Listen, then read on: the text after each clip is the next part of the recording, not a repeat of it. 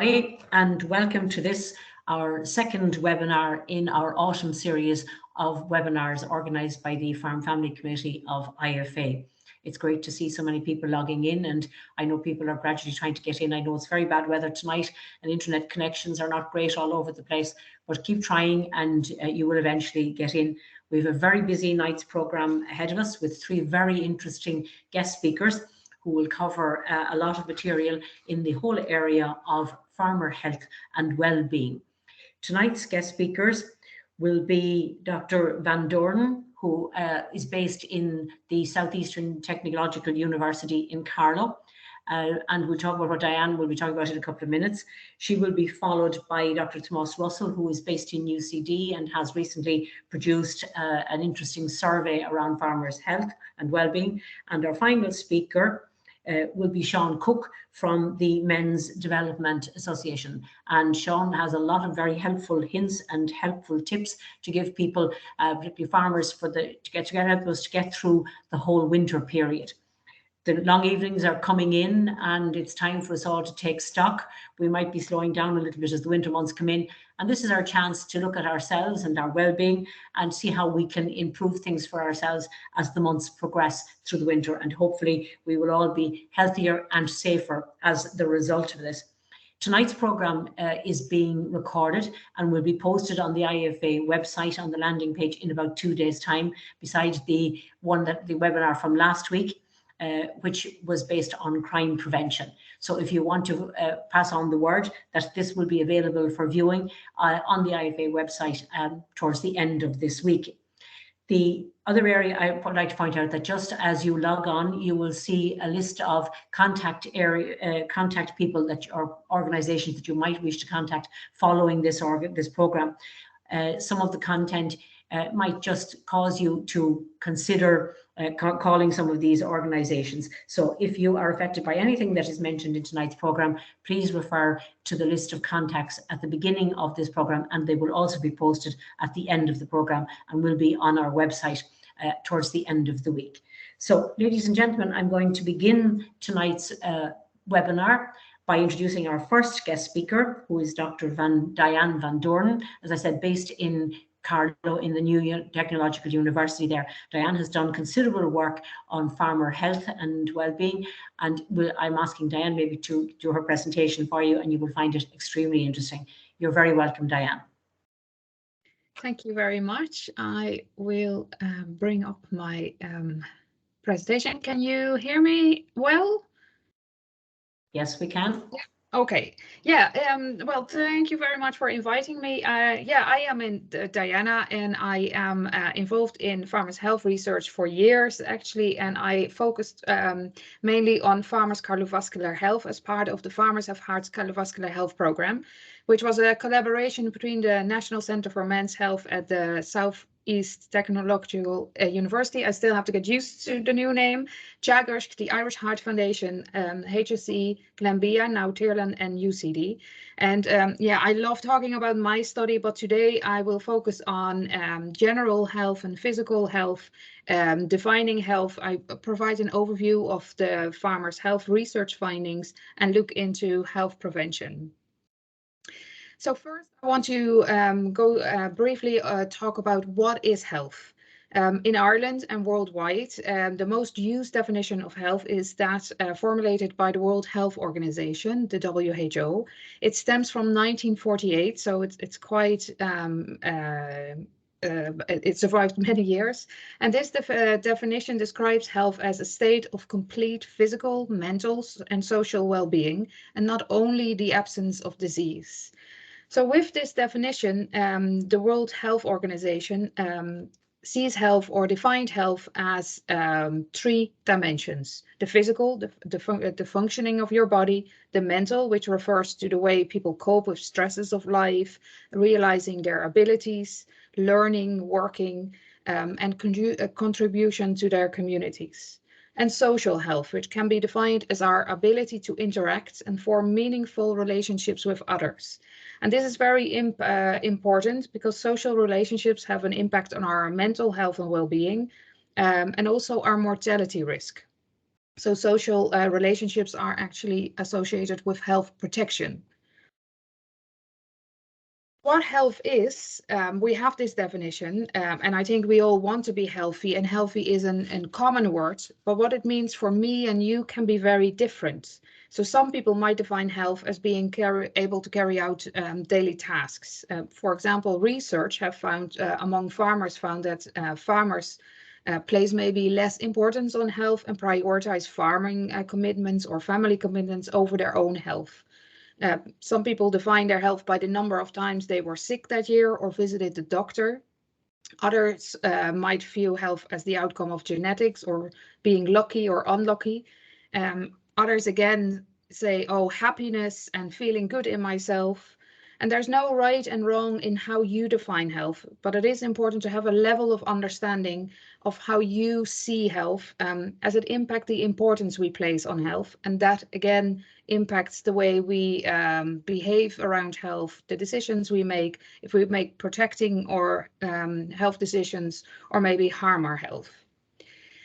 Now, health is not only the outcome of what we are doing, it is actually the outcome of many factors, which are called the determinants of health. And these refer to interacting factors and conditions in which people are born, grow, live, work, and age. And they impact your health outcomes and behaviors, but also your health opportunities. The inner circle, you see, that's yourself, your sex and genetics, which impact your health. And there's also individual lifestyle factors.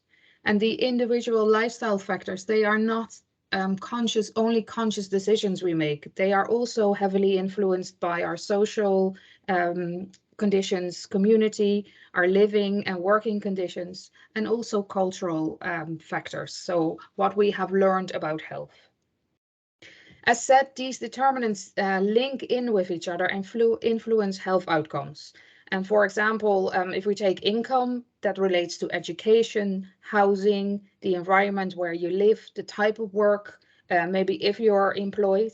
And these factors can also relate to your social support network or maybe social isolation, which can be a problem or concern among farming community. You can also think of the impact of political determinants, like who is in power affects health policy, health fundings, also funding for education, health services, social welfare. So these are all interlocking and impacting your health. And another important determinant of health is health literacy, which refers to the ability to obtain, read, understand, and use health information that is not necessarily linked to your educational level. It is just how you understand and engage with health. And that is needed to, so the understanding of health information is needed to make appropriate health decisions. And it is suggested that health literacy is critical to reduce health inequalities independent of your social situation. Jongens, ik me niet moet stof last night today. Sorry, is there a question? Shall I just mute, please? If everybody would just mute their computer, please.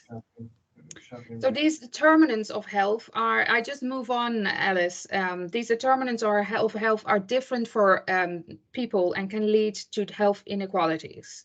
And health inequalities refers to difference in health outcomes between groups of people. And it is estimated that 90% of health inequalities can be explained by financial security, housing, neighborhood, social exclusion, working conditions, and or unemployment. So with this explanation, I hope to provide you with a more nuanced and broader view of health. So you have your own lifestyle changes or behaviors and decisions which you can make, but health is influenced by an array of factors. And this brings me to some farmers' health statistics. And I start with mortality. In 2013, a publication from Breda Smith was published about mortality rates in Ireland, and that was over the period of 2000 to 2006. And she found that farmers had 7 times higher mortality from heart disease, 5 times from any cause of death, and 3 times from cancers compared to salaried employees.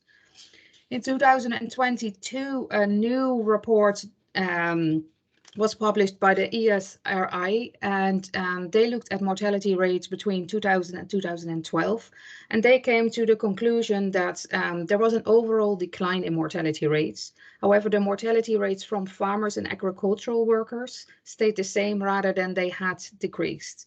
And they did different calculations, so the numbers are a bit different from what was Breda Smith's, but they found that farmers had 2 times higher mortality rate from any cause of death, and agricultural workers, that AW is agricultural workers, compared to employers and managers. And employers and managers were the ones with the most favorable health outcomes. Heart disease, farmers had 2.3 times, and agricultural workers 2.4 times higher mortality. Cancers, agricultural workers, as well as non-manual and skilled manuals, 2.5 times higher, and farmers 2.0 times higher mortality. And respiratory diseases, agricultural workers had 3 times higher respiratory mortality from respiratory diseases, compared again to the employers and managers. So these are very stark figures. If we're looking at farmers' health outcomes, Irish research showed that farmers had higher, or 74% of farmers had 4 or more risk factors for heart disease, which placed them at a 3 times higher risk for an acute cardiac event. And high prevalence of overweight and obesity among farmers, 86% compared to 68% of the national average of Irish males. A high prevalence of lower back pain, 56% of the farmers experience that. Respiratory diseases, this is very important to notice that this research was done among non-smoking farmers, because smoking, of course, has a lot of impact on respiratory diseases. But this was among non-smoking farmers, and 60% of them reported to experience respiratory diseases. Farmers reported 3 times higher than the national average of Irish males self-reported osteoarthritis and rheumatoid arthritis. Farmers experienced 4 times higher skin cancers. That is also the same among construction workers compared to other occupation groups. A high prevalence of work-related stress, and a higher prevalence of mental health and psychiatric hospital admissions. And then there's occupational issues such as hearing loss, skin problems, infections, and zoonosis. But I couldn't find figures or research on that in Ireland. And then it is not only health and mortality. Farming is also in Ireland and worldwide the most hazardous job with the most workplace fatalities. So between 2011 and 2020, 208 fatalities took place in farming. And most accidents happened with vehicles, cattle, and foals, whilst 47% of the victims were aged 65 years or over. So age is a factor there as well. And European information found that farmers experience 1.7 times more often non-fatal occupational injuries compared to other occupation groups. So these are very stark and concerning figures. So if we're looking at health and safety, often these are approached from 2 silos, I feel. I might be wrong here, but that is my point of view, but they go hand in hand. For example, work factors impact health outcomes. If we take work pressure and prolonged work stress, that's a major risk factor for heart disease, and associated with 2 times higher risk for heart disease. And work that requires people to maintain a high level of caution during their work to prevent accidents, like farming, presents a greater psychological burden than other jobs. But it also works the other way. So this is important to know. This is what I mean. It goes hand in hand, because health issues are associated with higher risk for injury. For example, farmers with poor self-reported health have 1.7 times higher risk for injuries. Hearing loss is associated with 2 times higher risk for injury. Farmers living with obesity have 3 times higher risk for new injuries during farming, and 5 times for a reoccurring injury. Farmers of 50 years and over were found that those with respiratory diseases have 1.5 times higher risk for mortality, injury. Restless sleeps 3 to 4 times a week, 2 times higher risk for injury. So these are all important to know, just that, you know, safety and your farm practices impact your health, and health issues can also impact your farming practices. So taking these outcomes in consideration and linking back to the determinants of health, we could look what might impact farmers' health, because we can, from this statistics, say that farmers experience health inequalities. Education could be a factor. More than 1 in 2 farmers have some or secondary education or a lower income, and the high income variety among farming systems. Farmers are an older working cohort. We can think of working conditions. Farmers are many farmers are self-employed. They carry out various and different working activities, non-standard hours, and tend to have a poorer work-life balance. We can think of rural living conditions, maybe access to health and social services, water quality, housing, social network, or maybe the lack of social network, which can lead to social isolation, which is, again, like I said before, a concern among farming community. And we can also think of gender. It's a male-dominated occupation.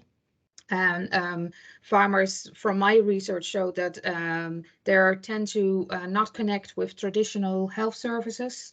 They also view, they have maybe more traditional health views and thinking, okay, as long as I can work, I'm not sick, so I keep going. Ill health has a great impact on the livelihood of farmers. Occupational ill health and injury, but also ill health such as heart disease, can lead to acute occupational injuries, like we said before, disability and leading to reduced workability, income decline, lower farm productivity, which might impact farm business, but it also might impact part-time work on which many farmers rely. The onset of other health problems.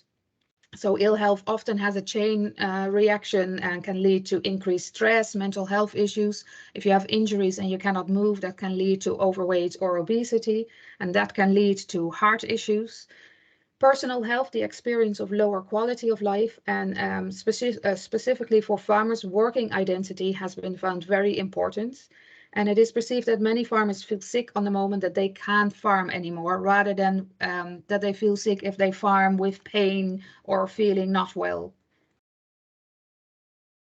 So there's a lot what you can do, because I feel I'm a bit bearer of bad news, but 80% of the heart disease, for example, is linked to unhealthy lifestyles, and 32% of the cancers, and are therefore deemed to be preventable. So what can you do to prevent your health or improve your health? So go for a yearly health check. This is recommended for men over from 45 years and women from 55 years. So keep in mind that risk factors for heart disease, like high blood pressure or cholesterol, often have no symptoms. And if you do start to feel symptoms, you're often very late in relation to heart disease. Healthy diet is important. Try to eat more fruit, vegetables, less salt and sugar, and less processed food, and mind your portion size. Be at least 5 days a week for 30 minutes physically active. And I know that farmers are active in their work, but for physical activity to be beneficial, you need to be moderate active. And you recognize this by faster breathing, raised heartbeats, and feeling warmer, or maybe you start to sweat. Mind your stress. It's completely normal to feel under pressure or stressed at times, and it is okay to be not okay. But feeling this regularly or prolonged can impact your health and your mental health. Try to cope with stress by taking time out if you feel overwhelmed. Stay connected with others, but disconnect from your phone or social media. Practice good self-care by healthy eating, being active, minding your sleep, and minimize your alcohol intake. So we might think that alcohol numbs things, but often it actually increases the feelings of stress. Manage your drinking in general. Know what a standard drink is. So we all like to, well, I like to pour my wine in a big glass and think that it is one glass, but it is actually 2 in 1. So less is more. Maximum standard drinks is 14 for men and 11 for women. And try to go at least 3 days a week without alcohol. And stop smoking. For smoking, there's no limit. That is just needs to be done. And there is actually some beneficial. So for example, if you stop with smoking, that can lead to a 36% reduction in relative risk for mortality. Healthy eating is associated with 10% reduction in heart disease incidence. Physical activity, moderate physical activity, is associated with 15% reduction in all-cause mortality. So, 10% body weight reduction can lead to 1/3 decline in cancer markers, and also improve your cholesterol and blood sugar levels. So that's where you're doing it for. Looking at occupational health. So wear ear defenders when working with loud machinery. Use mendling handle aids, such as a wheelbarrow or trolley. Warm up your muscles if you know that you need to start heavy lifting. So see it as a sport where you warm up as well. Wear a mask when working with moldy silage or grains. Take care of your skin, prevent cuts and grazes. And if you do have a cut, make sure you clean it properly and cover it. Wear protective gloves when handling cattle. Even healthy cattle can lead to infections and zoonoses. So always make sure you wash your hands with water and soap after handling animals. And always wear sunscreen, also in the winter. Now, changing behaviors is challenging, but remember, every small change can make a difference to your health. So start by rethinking your lifestyle behaviors, think of pros and cons of changing and what you hope it will bring you. Write down your goals for making changes and start small and be realistic, because nothing is so demotivating as not making your goal. Take actions to make change. For example, instead of taking the quads, walk to the fields. Replace some potatoes in your meals with some vegetables. Place your ear defender and gloves somewhere easy to grab when you go to farm.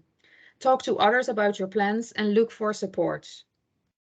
And please don't be too hard on yourself if it does not go the way you had planned. Changing behavior is not a straight line. It goes up and down. And if you do fall down or you take a step back, just start again the next day. Small changes do go a long way. And there are many good health support programs and information for farmers. That is really the last years on the up. So support is vital to succeed with making sustainable lifestyle changes. So look up information and find programs near you. For example, there's the farming activity groups, Farming Fit in Avloon. There's one in Liège as well. The Irish Heart Foundation is back on the road with their health checks at the marts. The Irish Cancer Society has campaigns. Sean will talk about On Farm Ground and Farm Connect programs. So there's a lot of really good programs and activities for you where you can link in with to promote and improve your health. And I have some health resources as well in my slides, which will be on the website. So thank you. That was my presentation. Thank you very much, Diane. Absolutely fantastic. A lot of information there, Diane, for us to take in and to absorb and to work on. And I think a number of the things that you mentioned were absolutely excellent that we need to look at. For example, one of the things that got my attention was that injury can be reduced if our overall health is good. So that's good to know that we can actually prevent accidents if we're maintaining our good health. And I'm also delighted that you have, mentioned some of the local initiatives that are going on where farmers can take part in order to get a bit of exercise. I give an example in my local community. 5 or 6 farmers meet on a Monday night, totally unorganized, go out, they meet at 7 o'clock in the local GA pitch and do 5 or 6 rounds of the walking track around it. And you can turn up if you like, and you don't have to if you don't want to.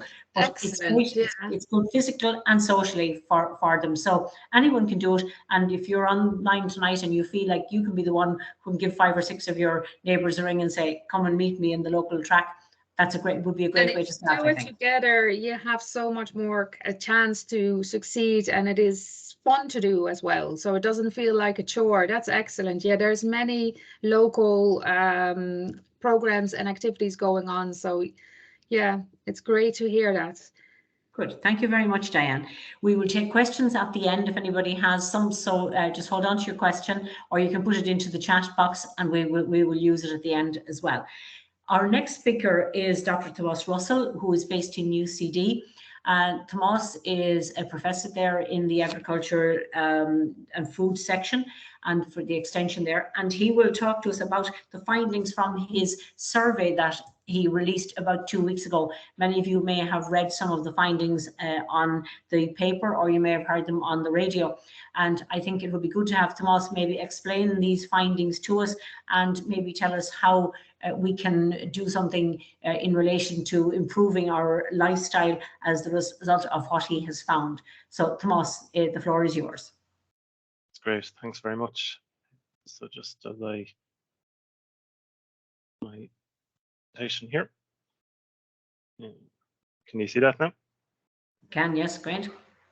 Perfect. Yeah, so I suppose thanks very much for the opportunity first to come and talk to you about this study.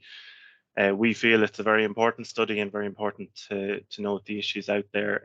So yeah, I'm going to very briefly, I suppose, talk about the study and maybe some of the key findings from it. So the study was called Dying to Farm, Developing a Suicide Prevention Intervention for Farmers in Ireland by myself, Dr. Alison Stapleton, Ms. Anne Markey and Professor Louise McHugh. So it's unique in a sense that it's a collaboration between the School of Agriculture and Food Science and the School of Psychology. So I suppose just to give a bit of context why this study, I think there's been a lot of anecdotal evidence in terms of farmer mental health and also suicide among the farming community. So a huge lot of anecdotal evidence, but actually very little evidence to back up maybe the risk factors, but also the prevalence of it as well. So the HSE, National Office for Suicide Prevention, had noted farmers as an at-risk group and someone of which they wanted some research done. So they had a funding call out, and our team in the School of Agriculture, Food Science and Psychology came together to look at this particular issue. So again, this was some of the background data when we were looking at this proposal. There's a lot of evidence out there to say that suicide is a particular issue among male and middle-aged people within the farming community, and that there seems to be a higher burden on farmers in particular. And when just doing a small bit of research, we noticed that there was actually very little data in Ireland that identified if it was the same in Ireland or if there was increased risk or less risk. But in the UK, their rate was approximately farmers were 2 times higher than the rest of the population. And again, a higher prevalence of mental distress and suicide among farmers than members of the general public in Australia, Canada, India, Japan, and the UK. So we all know that farming is slightly different in Ireland. So I suppose that's where we came in, and very important that I note the team that worked on this. So we had, as I said, Dr. Alison Stapleton, myself, Anne Markey, and Professor Louise McHugh from UCD. And again, recognising that there wasn't much known in Ireland and just on anecdotal evidence, we had 2 aims for this research. Number 1 was to investigate the risk factors of mental health and suicide among farmers in Ireland. And then secondly, to identify the acceptability, the format, and the types of interventions to support mental health among the farming population in Ireland. So first to look at the risks, but then to see what can we do about it to try and mitigate the risks around suicide and mental health in Ireland. So just briefly to give you a bit of context to see where we got the results and where this came from, we had a number of focus groups with professionals who provide support to farmers, and also focus groups with farmers across the country. We then had a number of one-to-one interviews, and this was with 10 male farmers, range of enterprises, ages 30 to 60s, and half of these are currently off-farm employment. And then we did a national level survey. So we're trying to cover it from lots of different angles and really see what are the issues out there. So the main results that I'm going to talk to you about are from the survey, and also say a bit about the focus groups. But we had 256 respondents to a survey, 185 males, 71 females, a big age range from the age 21 to 70 years. You can see they're most farmed between, or 27.7% farmed between 25 and 49 hectares, and 27.7 between 75 and 100. So they were the 2 predominant farm sizes. most farmers, their main farm enterprise was dairy. We also had sheep, mixed and tillage as well. And on average, farmers worked approximately 8 hours per day on the farm, but this did range from 1 to 15 hours. And you can see here on the right, this is sort of the heat map in terms of where the main respondents were. So it was from all over Ireland, but the higher number of responses was from the south. So we're looking at Cork and Tipperary. So I suppose just moving on to some of the key results. One of the main results, and I suppose it's one of the more stark results, is that 23.4% of farmers were considered at risk for suicide. But interestingly enough, on this, most farmers or people in the industry, the response to this was it's stark but not surprising. So I think this is based on the fact that there's been a lot of anecdotal evidence around mental health and suicide among farmers. So this statistic, as I said, although it is stark, a lot of people felt it wasn't that surprising. In terms of looking at other factors such as depression, anxiety, and stress, we found that over 55.5% of farmers experienced moderate to extremely severe depression. 44.1% of farmers experienced moderate to extremely severe anxiety, and 37.9% of farmers experienced moderate to extremely severe stress. So these are some of the real contributing factors that are causing mental distress with farmers. And the biggest link when we did look at the suicide risk, it is that farmer stress is associated with higher suicidal ideation and higher distress. So this was the main factor that was actually contributing to suicidal ideation. So to our knowledge anyway, there wasn't that much research done on this. So it's a really interesting and really important finding, particularly when we come, which I will at the end, to talk about how we can reduce the risk of suicide among farmers and try and support both ourselves as farmers and the farming community around us. So again, another really important and interesting question that we asked the farmers was what word would you use to describe your attachment or relationship with the farm? And this is a really important question because when we ran the interviews and focus groups with farmers, we found that there's a lot built into identity with farmers and attachment to place. So we're really trying to figure out, does that have an impact on farmer stress or farmers' mental well-being, and what impact that has. So we could see that farmers have a very high level of attachment to the farm, and it's to an extent a very positive level of attachment, with farmers using words such as good, strong, love, connected, commitment. So this is the way farmers describe their attachment to farm and attachment to enterprise and attachment to the work they do. So when we look then at the key stressors, so keeping in mind that we found there's a very strong link between stress and suicidal ideation. And when we looked at, well, actually, what is stressing farmers, the top 3 stressors that came through was number 1, government policies designed to reduce climate change. Number 2, outsiders not understanding farming. And 3, the concern over the future of the farm. So again, these are sort of really interesting, particularly in the context of seeing how we can support ourselves and other farmers. Number 1, I suppose, was an interesting one because we were certainly around that period of time where there was discussions around carbon targets, and farming was in the media a lot around that time. However, the interviews in the focus groups, which were held actually last year before the big debate had come up, found similar findings. But with the government policies designed to reduce climate change, it's not that it's not the policies themselves is having the impact, more so that farmers don't have a say in the policies.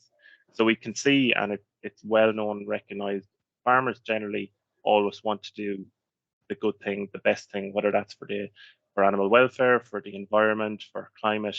Farmers generally have this concept of good farmer identity, where they do work hard to try and be a good farmer and do as much as they can.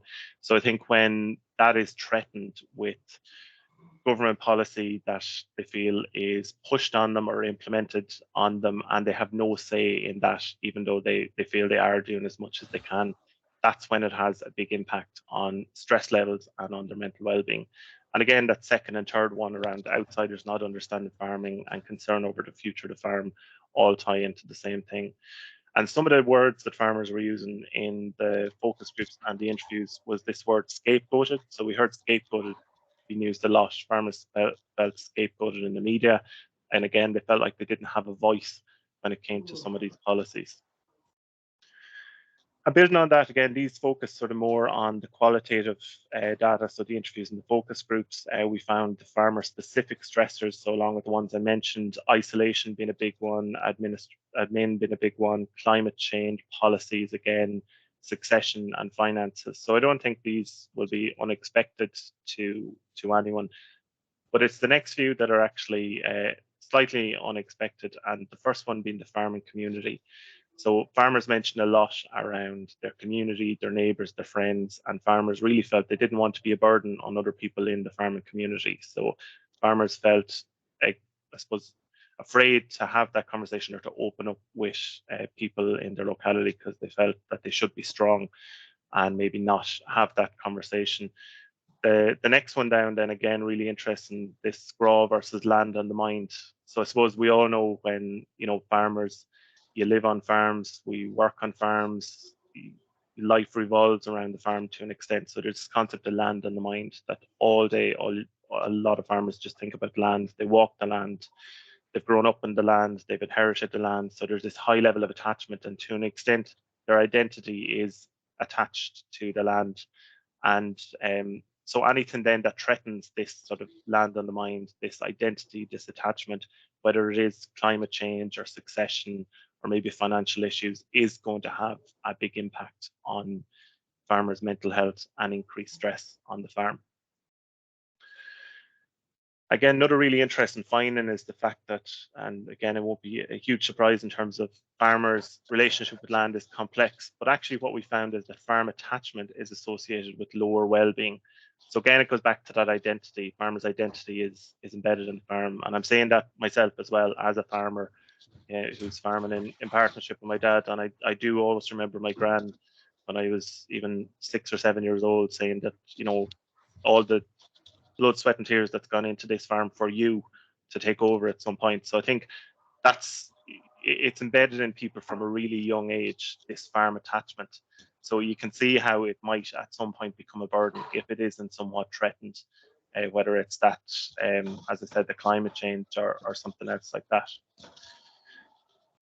And again, another, I suppose, not surprising but interesting fact is that farmer holders reported higher suicidal ideation and higher distress than non-holders. And again, this is linked to that attachment. So, this, I suppose, looking after that farm and that identity is built into the farm. But really importantly, we can see that, and I suppose this is moving on to the positive side of things, among farmers, psychological skills are associated with lesser suicidal ideation and lesser distress. So we can see that actually there is a way of reducing stress.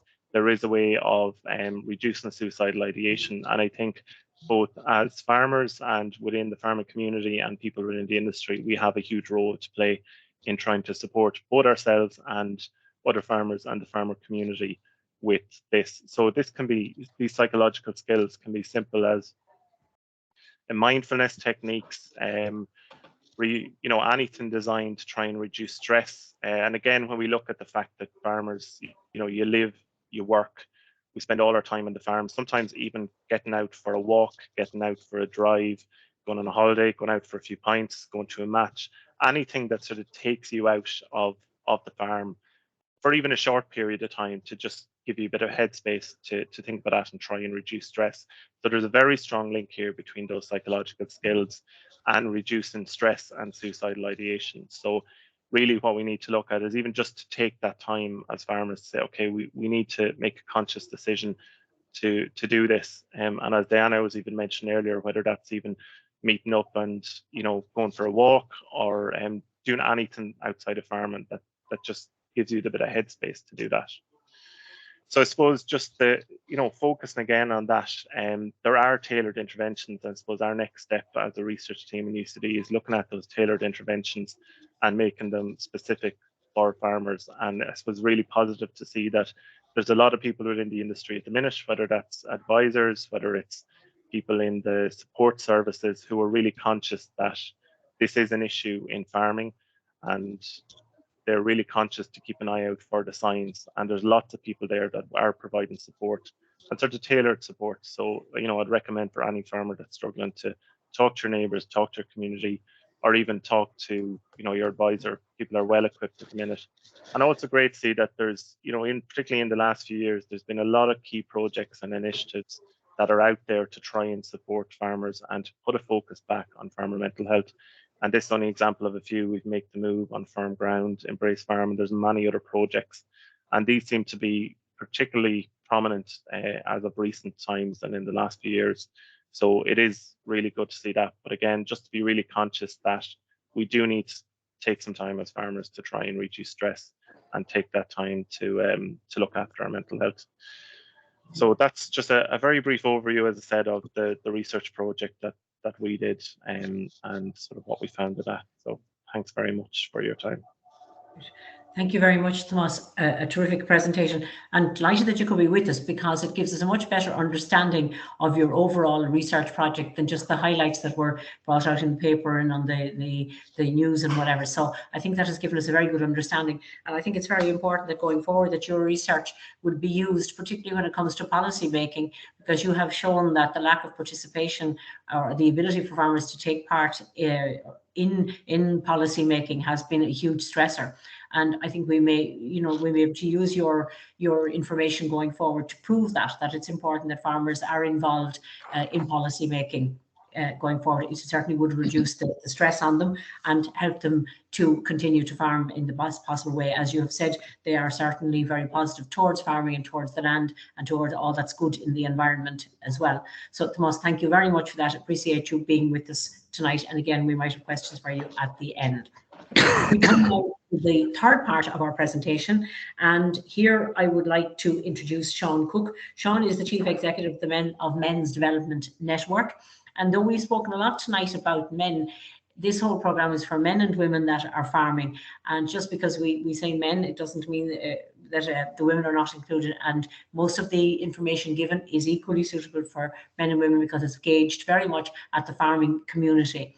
So Sean, without further ado, I'm going to ask you to come on board, because I know you have a lot of very valuable information in us, that you're going to give us the good information. You're going to tell us how to protect ourselves and how to make life a little bit better for ourselves going forward. So Sean, over to you. Cheers, Alice, and thank you very much for having me here today. Delighted to be here, and I'm just on the basis that I know there's about 30 odd people here at the moment, and we've heard a lot of information, and that in itself can be stressful to hear that. So I'm going to ask and invite people just to plant their feet on the ground where they're sitting for the moment, and if they wish to close their eyes, to do so.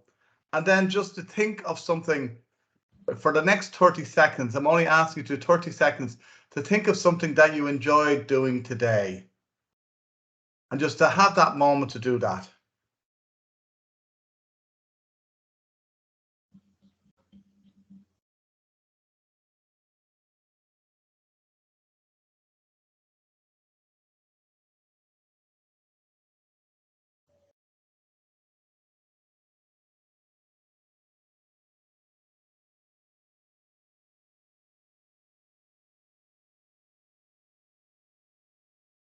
Now I ask you to gently take yourself out of that moment and hold that with you for the rest of the show.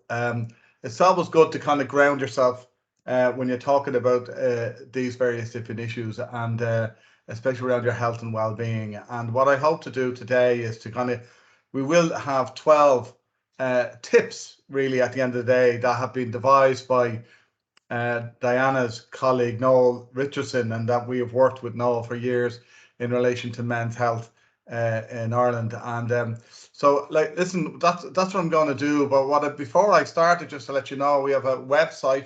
On our website and our social media platforms are at mensnetwork.ie.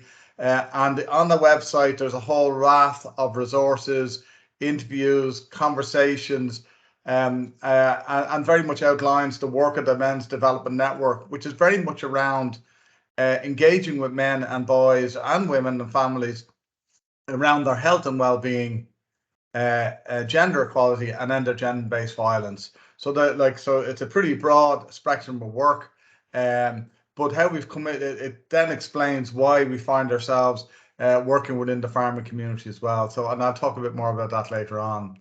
So these are some of the programs that we're engaged with. And from our health and development program. So we do a men's gathering, which we had this year just recently, which is where we work with men in circles We have our men. We did a Men Connect program, which is connecting with rural men that we did in Waterford recently. Another program called Walk the Talk, which is basically bringing men out into the really nice places to walk, but also giving them a chance to connect with their peers and people in a more kind of organized way. We have our Good Enough Parent, which is our parenting support program.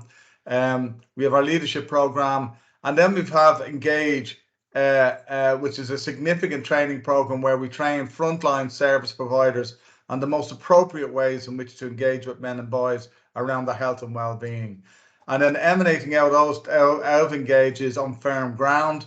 And On Firm Ground is a program that was designed around training frontline service providers, i.e. as in farm advisors, on engaging farmers over the farm gate. And as Alice has said earlier on, when we talk about farmers, we talk about men and women as well, absolutely. And we would encourage, and we see there's quite a number of women today here on the program. So that was very much a significant program where we trained 24 farm advisors, who then in turn trained over 400 other advisors on the most appropriate ways to engage men, to engage farmers over the farm gate. Now, clearly what we're trying to do with this program, we didn't want advisors to becoming clinical psychologists. What we were looking for them to do was to be able to identify the key red flags that are happening on the farm, to be able to ask the key question, and then to signpost the farmer to whatever supports they may need, whether it's a doctor or to talk to somebody else, or wherever it may be. So that's the critical thing to do. And that program is ongoing and running at the moment. And Farm Connect is an EIP funded European project under health and safety. And that program is a pilot initiative that we're doing in Roscommon and in Waterford County.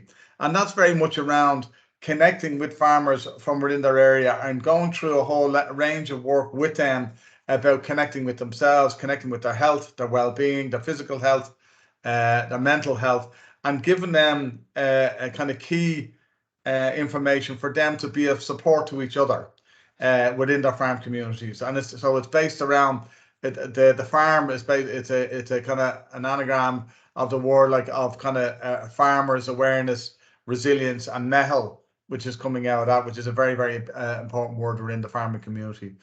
And then the other program there is our White Ribbon campaign, which is a campaign about ending gender-based violence. So that's the other side of our program of work, is where we work very much in ending gender-based violence as well. And that's our male advice line for male victims of domestic abuse. And also we work with men who are perpetrators of domestic abuse within their intimate partner relationship. So that's another part of our program. And we have a strong national counselling service that we operate as well, that men can ring, and our families and our partners can ring as well. So listen, as we start into today, the next bit really is around saying, like when we around the room today, there are many, many different types of men and women for that matter, and they come at it from very, very different places. And I think it's worthwhile having an understanding of that we're not this homogeneous thing. And when we say farmers, it's not every farmer, we all come at things from different places. We've different experiences, we've different kind of knowledge, we've different kind of traits and attributes, and we need to be aware of them and conscious of them, because they all create the collective and what we are. So there are many different types of health and well-being, as well as there being very, very different types of men and women that we would have available to us. Okay. So, but what we have found as well is that when we talk about men and where they're coming from, and this can be associated with women as well, like in terms of the key drivers that go on for them in terms of what we mean by the physical stress. And that comes when stress emerges in people's lives. It's based around muscle tension. It's based around a pounding heart, fast swallowing, sweating, change of appetite, sleep problems, headaches, jumpiness, and indigestion. These are all kind of clear physical manifestations of when we are not in a good space, or we're under pressure with something, wherever it may be. And then what's really interesting then when you switch over then to emotional stresses, like where you're tense and you're unrelaxed and you feel conflicted, you can't make a decision. It's very, very difficult for you to concentrate. you have a fear of being in a social setting and you don't want to go out and be around there. You're restless. You're completely drained, mentally drained, and you can't make those decisions. And there's no feeling of joy whatsoever in your life, you know. And at these, when we talk about stress, these things we see, and this is why I use the graphic there around the iceberg. You know, like when we see stress, all we see is the third of it. Like you see, there's a third of the iceberg is all you ever see is the third of it. There's 2/3 of it below the water. And this is when we talk about stress, this is where it is. It's very much below the surface of what you see in individuals and how they actually might manifest themselves. So you should be trying to be conscious of that. That, you know, when we're talking about stress, it's not that very obvious sometimes. But these are the clear indicators for yourself. You need to think about yourself. Well, this is what happens to me when I'm under pressure. How do I feel at certain times? Okay. So as men today, things we need to do to mind our health and well-being. Okay. So these are our 12 tips that I want to talk about. I think first off, it's really important. Okay. And it's to realize that it's okay not to feel okay. Okay, that's really important that you understand that, and that we need to support each other to learn the language of emotional literacy. And Diana talked earlier on about the literacy, the health literacy reference be. Well, this is similar to that. It's not about intelligence. It's not about what you can read and what you can't read. It's around you being a little bit more tuned into your emotional sense of who you are and where you're coming from. You know, what we say in the Men's Development Network, it's about trying to be our most authentic self. The best you can be of yourself, the best you can to yourself, okay? And it's allow yourself the permission to process the harder stuff and to draw on the well of sensitivity that's part of you and that you can self-heal within yourself. So like this all is very kind of highfalutin in some ways, but it's not really. It really is about allowing yourself to take the time to reflect on where you're coming from, to assess what's actually happening for yourself, okay? So the next thing to do is to also ask for support. Okay. They say men are less likely to report concerns or mental or emotional problems, you know. And this is when we talk about, when you hear what Tom was saying there earlier on and Diana was talking about the stresses, a lot of the stresses strains that farmers become involved in are very much based around those traditional norms of what it is to be a man, those harmful norms that cause you into positions of stress, like, and whether that's about being afraid to go to your neighbor and ask for help, you know, that's a traditional social norm that we need to try and challenge and encourage men to go out and seek support and ask for support. And we certainly have felt when in our work, once men find the space to ask for that support, they truly embrace the support when it comes towards them, and it is out there. The support is there. And let's talk about the interesting thing about when you ask support, what that does, it releases a huge amount of control for yourself. You think by asking for support you're giving away control, but the reality is it gives you control and it relieves the pressure that you're under, and it indirectly improves your self-esteem and your own resilience. So the third one then is around accepting yourself.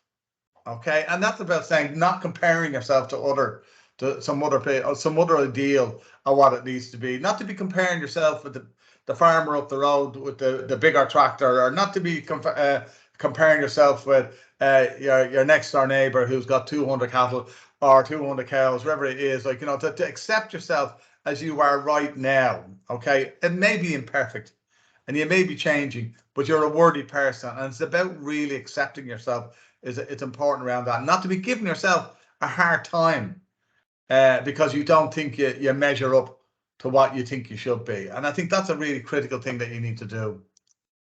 Okay, and this was mentioned earlier on, and in terms of kind of going out with a couple of friends and whatever it is, the importance of connection within your community and within your world. Okay, this concept around where you need to find your tribe or find your people, a group of companions that support you, you know, better, healthier ways to living in the world. Okay, and that allow you to think and plan and act more in cooperation with others rather than competitively. I think we all know that, like, one of the key traits of masculinities is about being competitive and strong and in charge and a leader you know. But sometimes when you work in a more cooperative role, and Irish society and farming society was very much based around the metal, as we know before, and it grew communities, you know, it grew connection, and it grew support. And I think this is critical then in terms of your, one of the steps around connecting with others as well. Really, really important. I want to just talk about this thing here. This is a photograph. You probably all recognize this photograph of the walk on the moon. Okay, and of course, what we say that this is the most significant moment.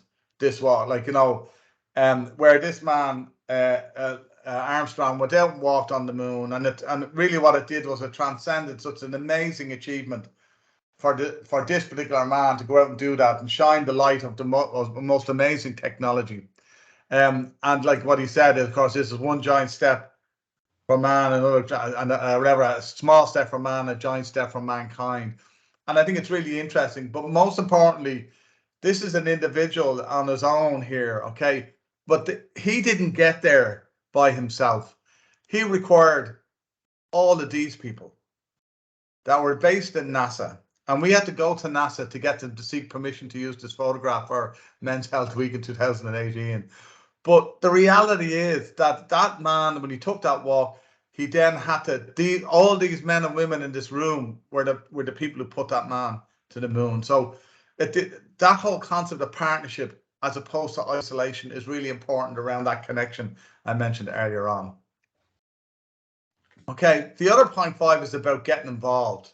Okay, I think we certainly know that when we find ways to volunteer in our community, whether that's around joining men's sheds or the GAA club or the sports club, wherever it may be, or you go organise the cards school in the local pub, wherever it may be, it's really important that you try and find a place for in that. Okay, it's significant. It's significant for your health in terms of your benefits for your health.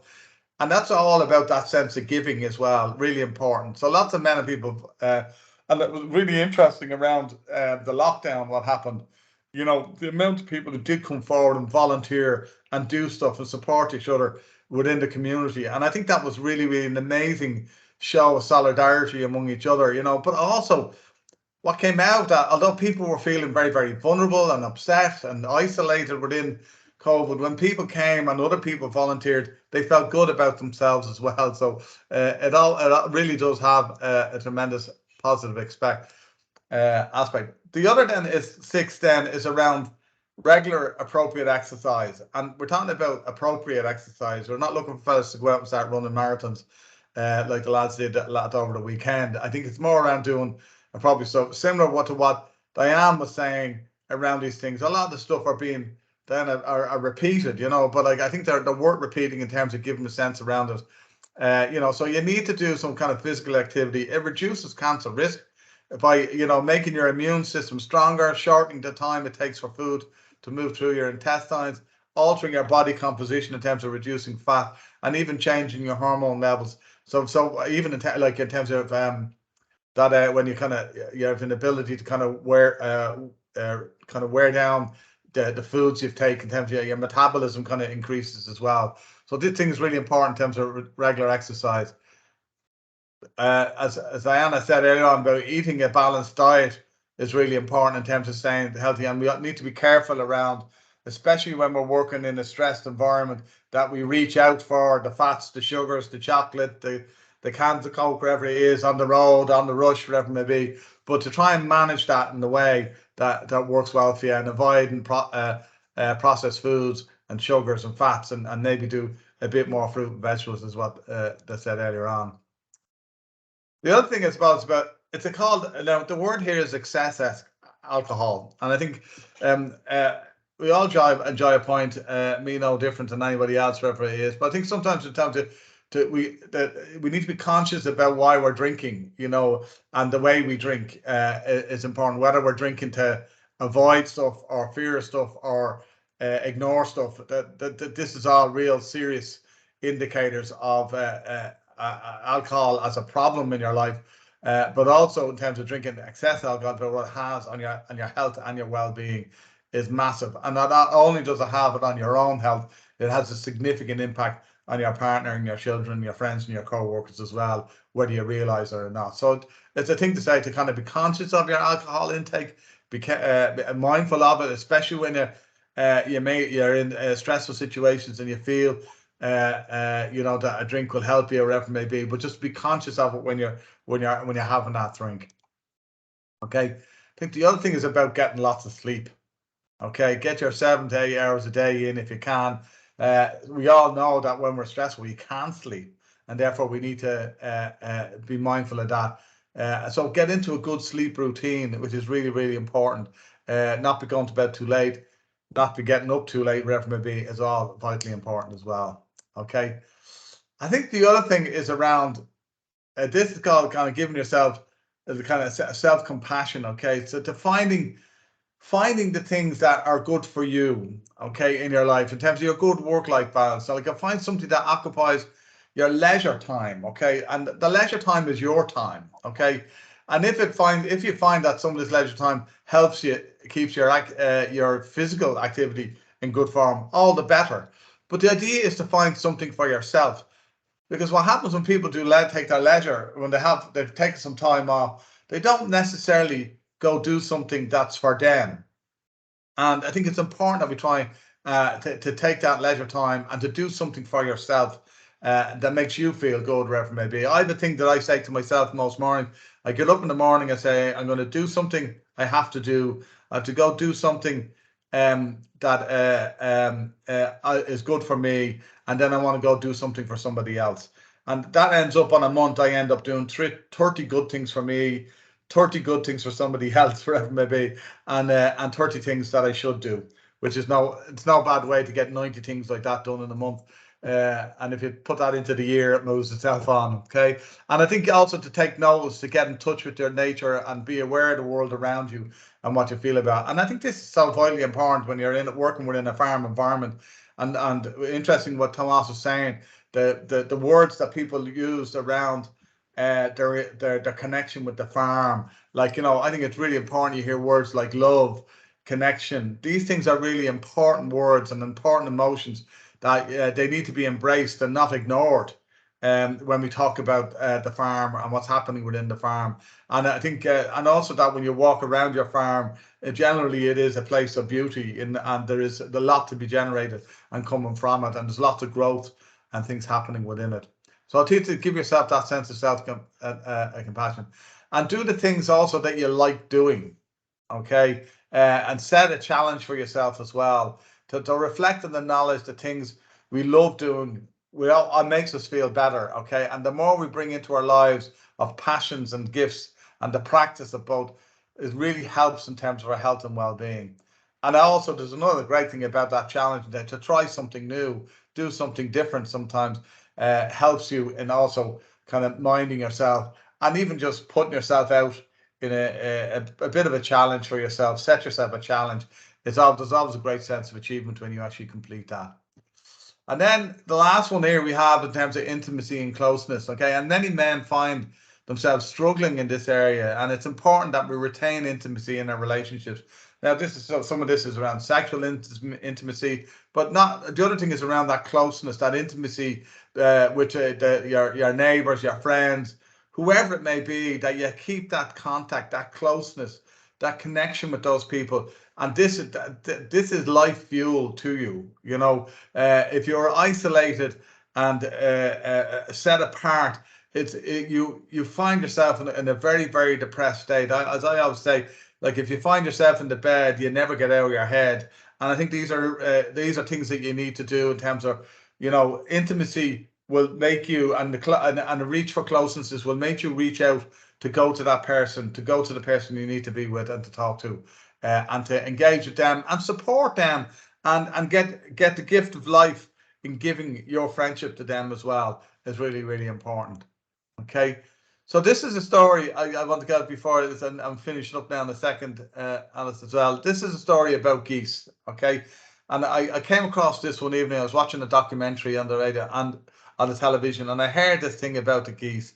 And of course, we all know that geese fly in formation, and also that they make a huge racket as they're flying, okay? But what that racket is, they're honking from the back. So what they're doing is they're encouraging each others, the ones who are up ahead in the formation, to saying you're doing a great job, fair play to you. So they're give them a rattle on. So they're supporting each other.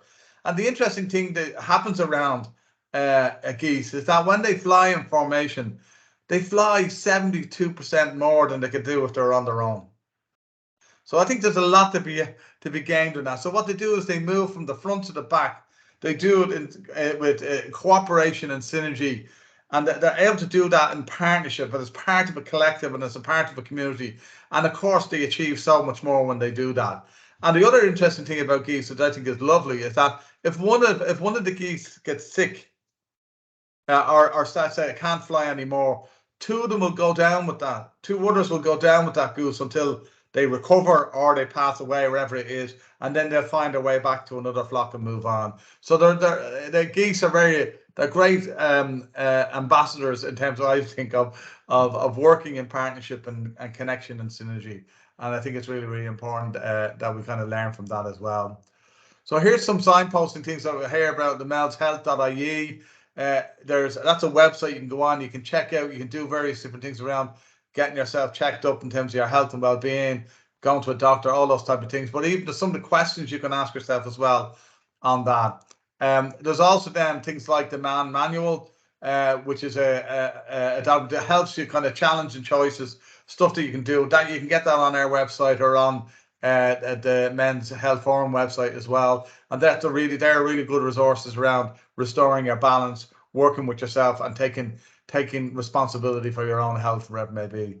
So then there's also these little things that can make a difference, which is part of the mentalhealth.ie and HSE program, you know, and as again, they are about accepting yourself, do things with others, do something creative, drink less alcohol, eat healthy, make time for your family and friends, sleep well, positive thinking, taking time out, the spirituality and mindfulness, and then talk about how you feel, and take care at Christmas as we're coming up into that mode as well. So, and these are the 12 tips that I've just gone through as well, and they're all here part of this as well. And I have another document as well that I can pass on to people wherever it may be. So that's me. If you have any questions or reflections or feedback, I'd be more willing to hear it. So thank you and go well.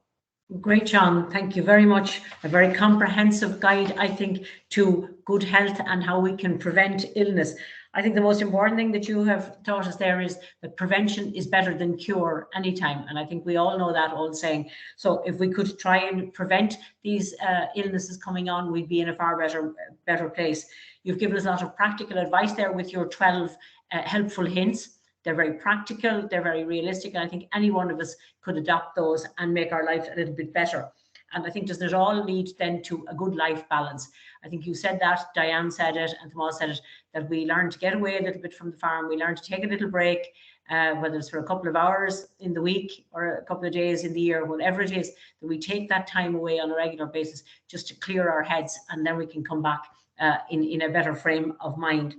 And I think I'd also like to thank all the women who have come on board tonight, because a lot of the talk was about men. I know from all the findings, whatever. But as you said, Sean, it's very much related to women who are farming as well. And I'd like to thank all the women who came on, because in many cases, it's the women who are very important influence on the farm and who will influence the well-being of how farmers may look after themselves. So again, to our